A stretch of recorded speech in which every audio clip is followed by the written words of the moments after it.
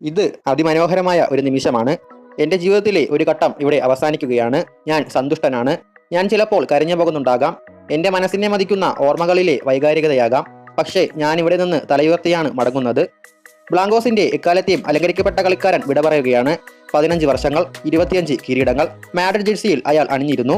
ഒരിക്കലെവിടെയോ ഞാൻ വായിച്ചിരുന്നു, റൊണാൾഡോ എന്ന എക്കാലത്തെയും ഗോൾ പോച്ചറെ പരിപൂർണനാക്കിയത് മാഴ്സലോയാണെന്ന്. ഓർത്തപ്പോൾ ശരിയാണ്. മാഴ്സലോയുടെ ക്രോസുകൾ അത് കൃത്യമായി റൊണാൾഡോയെ തേടിയെത്തിയിരുന്നു.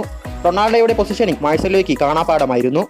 മെസ്സി, ഡാനി ആൽവസ് ജോഡി പോലെ ചരിത്രത്തിലെ എക്കാലത്തെ മികവുറ്റ മാന്ത്രികതയായിരുന്നു ആ താരജോഡി. പന്തുമായി മുന്നിലേക്ക് കുതിക്കുകയും കൃത്യതയാർന്ന ക്രോസുകൾ തീർക്കുകയും തിരികെയെത്തി എതിരാളികളുടെ പന്തിനെ തടുക്കുകയും ചെയ്യുന്ന ഒരു കാഴ്ചയുണ്ട്. ഒരു മുത്തച്ഛനുണ്ടായിരുന്നു. അയാളില്ലെങ്കിൽ അയാളുടെ കൊച്ചുമകൻ ഒരിക്കലും ഒരു ഫുട്ബോളറാകാൻ സാധിക്കില്ലായിരുന്നു. പക്ഷേ ആ മുത്തച്ഛൻ മരിച്ച് 2 ദിനങ്ങൾക്കപ്പുറം അയാളുടെ ചെറുമകൻ രാജ്യത്തിനായി ഫുട്ബോൾ കളിക്കുന്നുണ്ട്. പക്ഷേ തന്റെ രാജ്യത്തിന്റെ എക്കാലത്തെയും പരാജയം കണ്ട് കണ്ണുനീരൊഴുക്കി ആ ചെറുമകന് വിട പറയേണ്ടി വരികയാണ്. കാലത്തിന്റെ കയ്പ് ഒരിക്കലും മാറാതിരിക്കുന്നത് പോലെ. പക്ഷേ കാലങ്ങൾക്കപ്പുറം ലിവർപൂളിനെതിരെ ഒരു ഫൈനലിന് മുൻപുള്ള 2 ദിനം, ഉറക്കം വരാതെ ഉദ്യോഗത്താൽ അലഞ്ഞൊരാൾ. മൈതാനത്ത് പന്ത് കണ്ട നിമിഷം മുതൽ പൂർണ്ണതയെ പ്രാപിച്ച ഒരു കാഴ്ചയുണ്ട്. പണ്ട് സെവിയയിൽ ചേരാൻ ഫ്ലുവൻസിൽ നിന്നൊരു ടീനേജുകാരൻ സ്പെയിനിലേക്ക് വണ്ടി കയറുന്നുണ്ട്. റയലിലേക്ക് വരുന്നു. അവിടെ വെച്ച് അയാൾ അങ്ങനെ ഒരു ചോദ്യം നേരിടുന്നു. തന്റെ സ്വപ്നം. അയാൾ ഫ്ലുവൻസിനോട് ട്രാൻസ്ഫർ റയലിലേക്കാക്കാൻ ആവശ്യപ്പെടുകയാണ്. സെവിയയിലേക്ക് വിമാനം കയറിയ മാഴ്സലോ മാഡ്രിഡിൽ ഇറങ്ങുകയാണ്.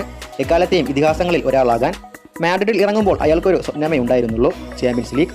എന്നാൽ 8 വർഷങ്ങൾക്ക് ശേഷം അവർ ചാമ്പ്യൻസ് ലീഗ് ഫൈനലിൽ ഇറങ്ങുമ്പോൾ അയാൾ പകരക്കാരുടെ ബെഞ്ചിലേക്ക് പോകുന്നുണ്ട്. ഒന്നിലധികം തവണ വാമപ്പ് ചെയ്യാൻ ആവശ്യപ്പെട്ടതിന് ശേഷമാണ് അയാൾ പകരക്കാരനായി ഇറങ്ങുന്നത്. പക്ഷേ അത്ലറ്റിക്കോ ഡിഫൻസ് തകർത്തെറിയുന്നതിൽ അയാൾ നിർണായക പങ്ക് വഹിക്കുന്നുണ്ട്. Marcelo was a born leader. അതൊരുപക്ഷെ റാമോസിനെ പോലെ അതിശയത്വം പ്രാപിക്കുന്ന നായകത്വമല്ല. ഡ്രസ്സിംഗ് റൂമിൽ എല്ലാ കളിക്കാരെയും പരസ്പരം ഒരു മാനമാക്കി തീർക്കുന്ന കണ്ണി.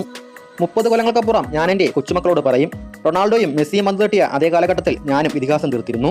എന്നിട്ട് മുത്തച്ഛൻ അവരെ പോലെ ഏത് സീസണിലാണ് 50-ലധികം ഗോളുകൾ അടിച്ചത് അവർ ചോദിക്കുമായിരിക്കും. അപ്പോൾ ഞാൻ എങ്ങനെയാണ് ഐതിഹാസികത കൈവരിച്ചതെന്ന് എനിക്കവരെ ബോധ്യപ്പെടുത്താനാകുമോ?